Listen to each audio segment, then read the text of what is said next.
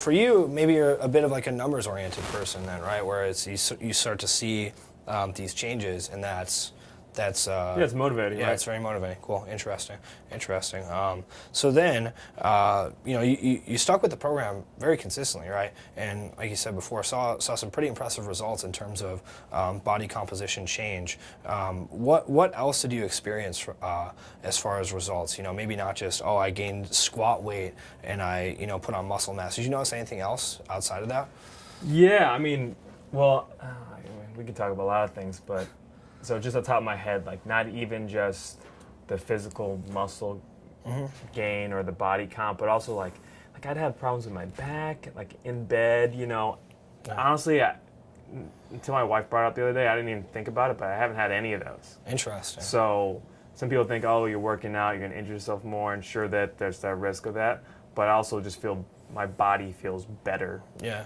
Like I don't know how to quantify that or anything, but I'm not thinking about like, oh, my back's hurting when I'm laying in bed, all this kind of stuff where people think, oh, you're doing squats, you're doing deadlifts, you're probably going to mess your back up or something like that. No, it's been the opposite for me. Opposite for you. Yeah. Interesting. Also just like that, it gave me something to have a passion for outside of work, outside of the other things I do, Yeah. which kind of brought me back to when I played basketball in high school and just, any kind of sports back when you're a kid. It's like you remember that grind. Yeah.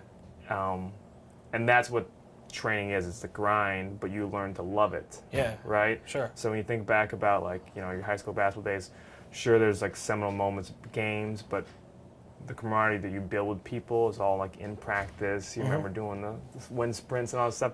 And that's the same kind of feeling you get like when you train constantly. Like that, Yeah. that it is that it sort of becomes part of you. Sure. Absolutely, yeah. So I mean, that aspect of your life doesn't just disappear if you're not on a sports team anymore. Yeah. I didn't.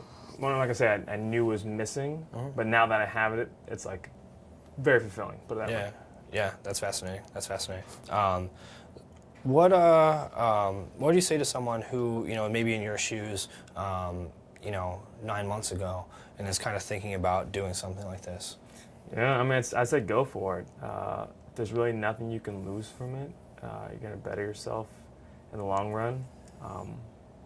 Stick with it.